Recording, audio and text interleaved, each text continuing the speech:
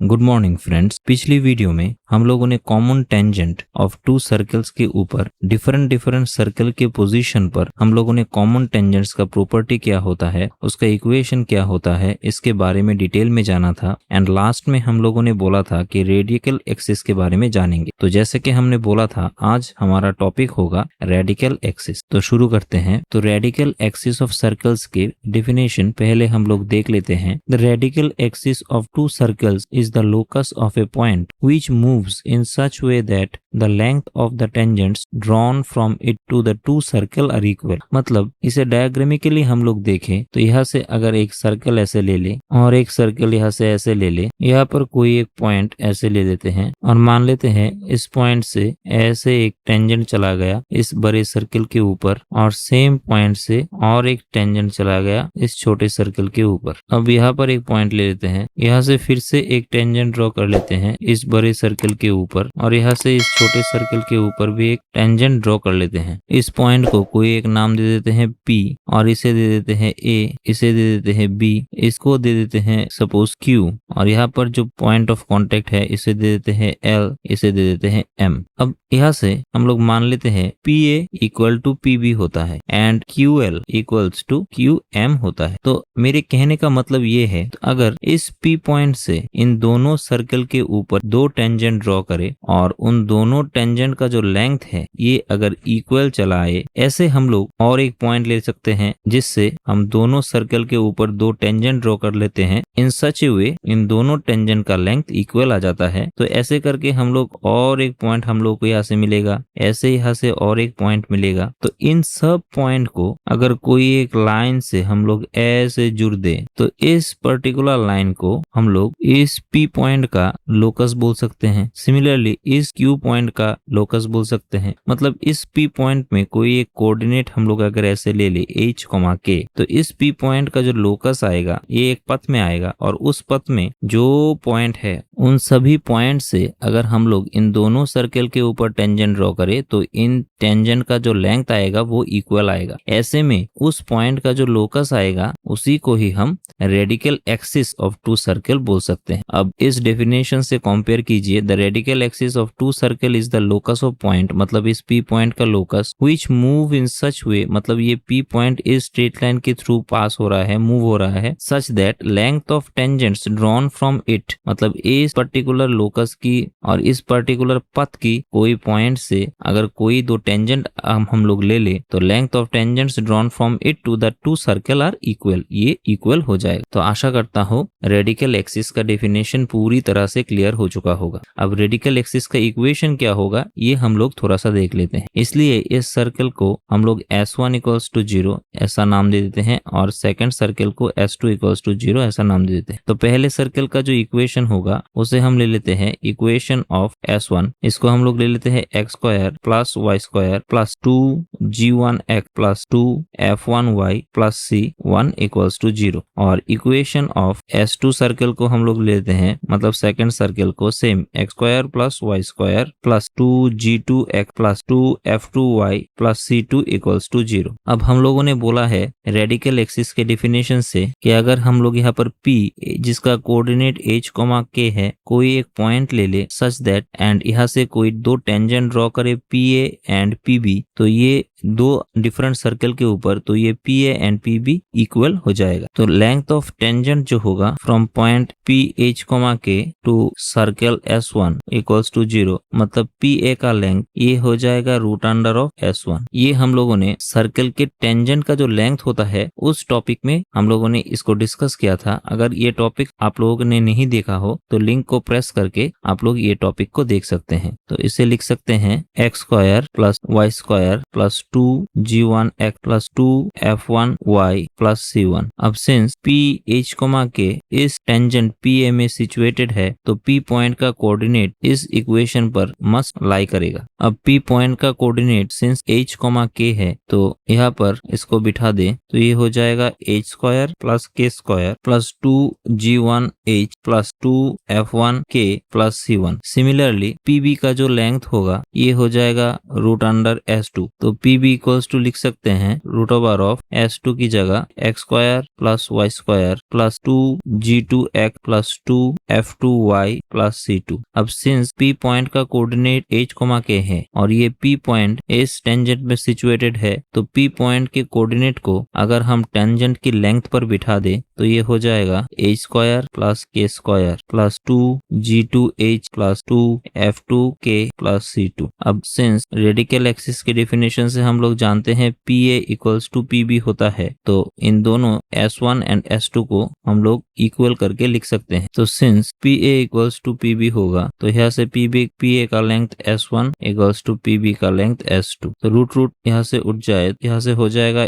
h square plus k square plus 2g1h plus 2f1k plus c1 equals to h square k square plus 2g2h plus 2f2k plus c2। तो यहाँ से h square k square cancel out होकर रह जाएगा 2h को common ले ले तो g1 minus g2। Similarly 2k को कॉमन ले ले तो f1 minus f2 plus c1 minus c2 equals to 0 बन जाएगा। ये तो था P पॉइंट का कोई एक पर्टिकुलर कोऑर्डिनेट के लिए, लेकिन इन जनरल अगर P पॉइंट का लोकस का बात करें तो h को हम लोग x से एंड k को हम लोग y से रिप्लेस कर देते हैं, तो यहाँ से बन जाएगा 2x g1 minus g2 plus 2y f1 minus f2 plus c1 minus c2 equals to 0। तो इसे हम लोग लिख सकते हैं s1 minus s2 equals to 0 और यही हो जाएगा रेडिकल एक्सिस का इक्वेशन। तो हम लोग देख सकते हैं ये जो इक्वेशन है ये एक फर्स्ट डिग्री इक्वेशन है, देयरफॉर रेडिकल एक्सिस का जो इक्वेशन है ये हमेशा रिप्रेजेंट करेगा स्ट्रेट लाइन को। आशा करता हूँ अप टू दिस आप लोग समझ गए होंगे। अब एक रेडिकल एक्सिस का प्रॉपर्टी है कि अगर हम लोग इन दोनों सर्कल के सेंटर को जुड़ दे एक दूसरे के साथ तो radical axis and distance between two centres इन दोनों के बीच परपेंडिकुलर फॉर्म होगा। यही हम लोगों को अभी प्रूफ करना है। तो प्रॉपर्टीज ऑफ रेडिकल एक्सिस के बारे में बात कर लेते हैं। The radical axis of two circle is always perpendicular to the line joining the centre of the circles. मतलब ये जो एंगल है ये 90 डिग्री हमेशा होगा। तो इस सर्कल का जो सेंटर है इसे C1 और इस सर्कल का जो सेंटर है इसे C2 दे देते हैं। तो मान लेते हैं जो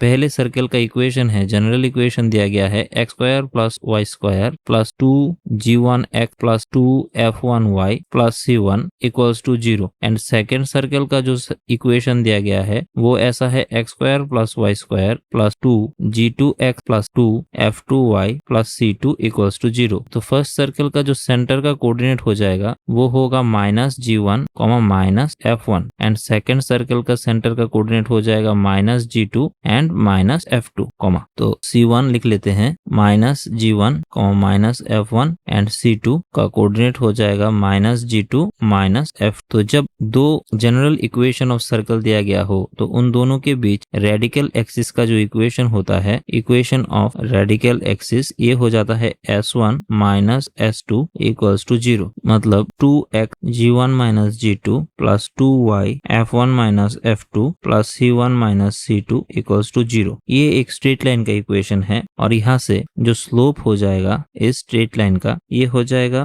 minus g1 minus g2 by f1 minus f2। इसको हम लोग m1 दे देते हैं से slope of this radical axis. अब स्लोप ऑफ c1 c2 क्या हो जाएगा ये एक बार देख लेते हैं, क्योंकि हम लोग जानते हैं कोई एक लाइन का दो पॉइंट का कोऑर्डिनेट अगर दिया गया है x1 y1 एंड ये x2 y2 तो इस लाइन का जो स्लोप होगा उसे हम लोग y2 minus y1 bye x2 minus x1 ऐसे लिख सकते हैं। तो स्लोप ऑफ c1 c2 जो आएगा यहाँ से आ जाएगा f1 minus f2 by g1 minus g2। तो इसे हम लोग m2 दे देते हैं से। अब इस m1 इंटू m2 को अगर हम करें तो यहाँ से हम लोग देख सकते हैं g1 minus g2 by f1 minus f2 into f1 minus f2 by g1 minus g2 आ जाता है। तो ये कैंसल आउट होकर ओनली -1 हो जाएगा। और हम लोग जानते हैं कोई दो स्ट्रेट लाइन के स्लोप का मल्टीपल का रिजल्टेंट वैल्यू अगर -1 चलाए तो ये दो स्ट्रेट लाइन एक दूसरे के साथ परपेंडिकुलर होता है। तो यहाँ से ये प्रूफ हो जाता है कि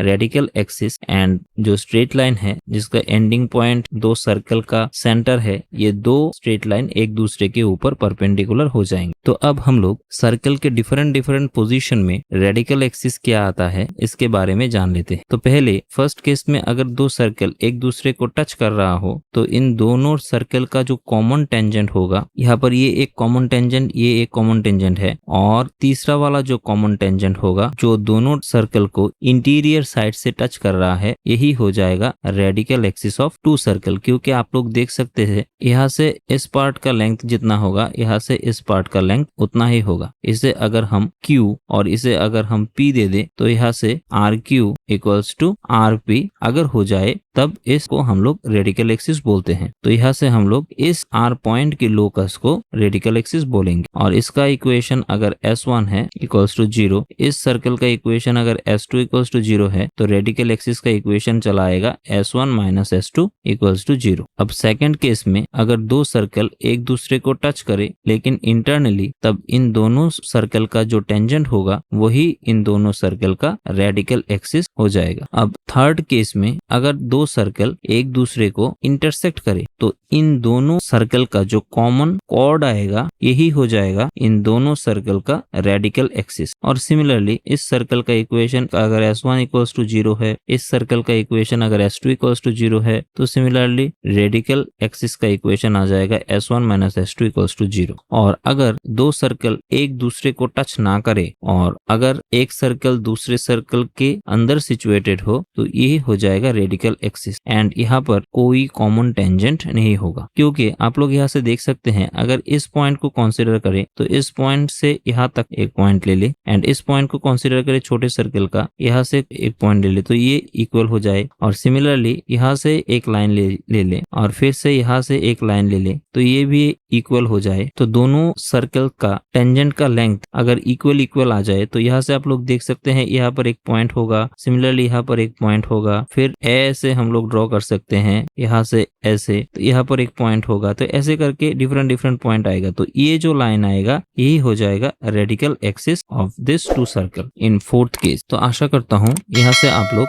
रेडिकल एक्सिस के बारे में पूरे जान गए होंगे। अब इसके ऊपर एक छोटा सा प्रॉब्लम देख लेते हैं तो और भी अच्छी तरह से क्लियर हो जाएगा। तो question is find the slope of the radical axis of the circle 2x square plus 2y square plus 14x minus 18y plus 15 equals to 0 and 4x square plus 4y square minus 3x minus y plus 5 equals to 0। मतलब मान लेते हैं यहाँ पर दो circle दिया गया है, एक का इक्वेशन है S1 इक्वल्स टू ये पहले वाला 0 एंड दूसरे का इक्वेशन है S2 ये सेकंड वाला 0। तो पहले लिख लेते हैं S1 equivalent to 2x square plus 2y square plus 14x minus 18y plus 15 equals to 0। और इसे फिर से लिख सकते हैं x square plus y square 2 से डिवाइड कर दे रहे हैं 7x minus 9y plus 15/2 equals to 0। और S2 का इक्वेशन लिख लेते हैं S2 equivalent to 4x square plus 4y square minus 3x minus y plus 5 equals to 0। तो 4 से डिवाइड कर दे तो हो जाएगा x square plus y square minus 3/4x minus 1/4y plus 5/4